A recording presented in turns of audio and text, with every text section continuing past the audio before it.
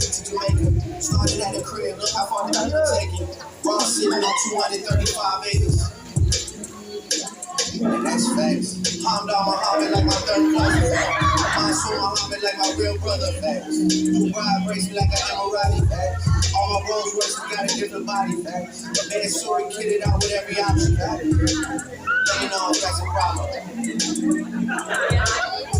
If you got a problem with me, gotta walk around it. You should say I had it before I got it, now I got it all. To be honest, I don't really wanna talk about it.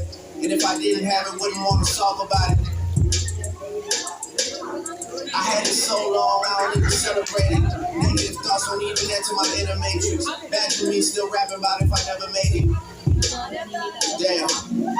Not too many parallels left in our lives. I mean, my crib look bigger through my son's eyes. And the squad look bigger to the young guys.